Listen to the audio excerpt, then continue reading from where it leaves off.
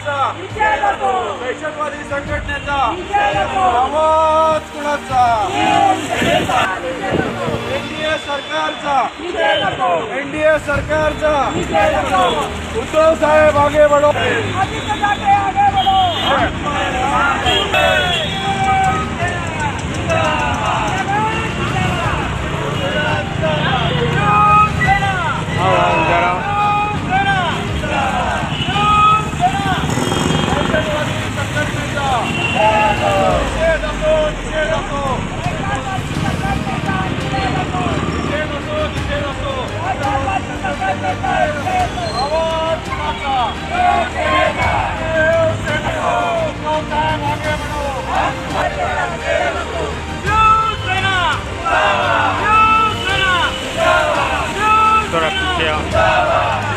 गेल्या 40 दिवसापूर्वी नरेंद्र मोदी सरकार सत्तेवरती आली।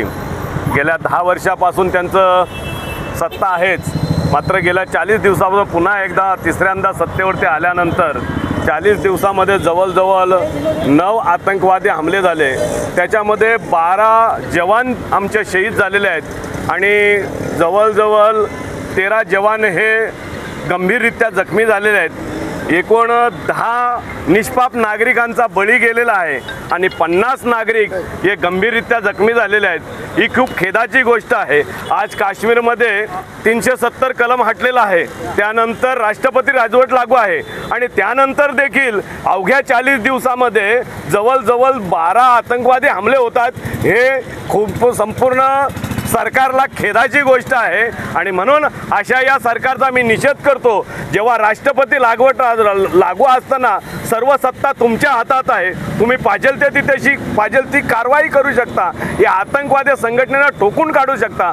संपूर्ण डेटा तुमच्याकडे आहे। एकूण आतंकवादी संघटना किती आहेत, त्या काश्मीरमध्ये किती कार्यरत, त्याचे एकूण किती सदस्य आहेत, हे संपूर्ण डेटा देशाच्या पंतप्रधान आणि गव्हर्नमेंटकडे असताना तुम्ही कोणत्याही पद्धतीची कारवाई केली जात नाही। निष्पाप नागरिक मारले जातात। निष्पाप नागरिकच नव्हे तर आमचे जवान देखील, आज जवानांचं जीवन देखील धोक्यात आलेलं आहे। जवळजवळ या 40 दिवसामध्ये 12 आतंकवादी हमले आणि त्याच्यामध्ये 9 नागरिकांचा निष्पाप बली जाणं हे खूपच खेदाची गोष्ट आहे आणि म्हणून अशा एनडीए सरकारचा आम्ही उद्धव बाळासाहेब ठाकरे शिवसेना गटातर्फे जाहीर निषेध करतो आणि याच्या पुढे आमच्या जवानांवरती अशा पद्धतीचा आतंकवादी हमला झाला तर आम्ही संपूर्ण शिवसैनिक हा रोडवरती उतरल्याशिवाय राहणार नाही। पुन्हा एकदा एनडीए सरकार, नरेंद्र मोदी सरकारचा धिक्कार, जाहीर निषेध। जय जवान, जय किसान, छत्रपती शिवाजी महाराज की। या अख्ख्या भारताची मागणी आहे की अतिरेकी संघटना संपवा। आज हे आमचे मोदी साहेब हिंदुत्व करतायत आणि तिकडे लष्करातले सैनिक मारतायत। मग हे काय करतात तिथे? का नाही संपवत अतिरेकी संघटना? का नाही यांच्यावरती ॲक्शन घेत? का नाही यांच्यावरती गोळीबार होत? आमची तर मागणी नाही, तर या भारत देशाची मागणी आहे। कारण जवान शहीद झालेला असतो, तो कुठल्याही धर्माचा असू दे, हिंदू असो, मुसलमान असो, कोणीही असू दे, परंतु तो जवान आहे। आत्ताच आमच्या जिल्हा प्रमुखांनी सांगितले ते बॉर्डरवर लागतात म्हणून आम्ही झोपतो आणि रस्त्यावरती फिरतो। त्या जवानांची जर हे सरकार काळजी घेत नसतील तर आमची काय काळजी घेणार आहेत? म्हणून आम्ही तीव्र निषेध करतो या गोष्टीमध्ये। आज हिंदू हृदय सम्राट बाळासाहेब ठाकरे यांनी सांगितलेलं आहे की 80% तुमचं समाजकारण आहे, 20% राजकारण। हे आमचं हिंदुत्व आहे, हे आमचं शिवसेनेचं उद्धव बाळासाहेब ठाकरे पक्षांचं हिंदुत्व आहे।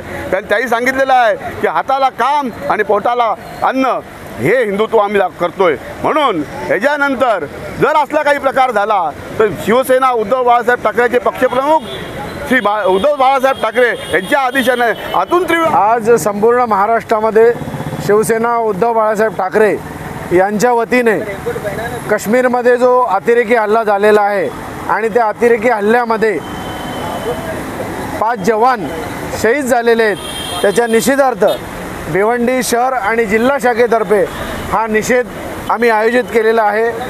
सेना भवनमधनं उद्धवजी ठाकरे साहेब यांच्या आदेशाने हा निषेध संपूर्ण महाराष्ट्रामध्ये होत आहे।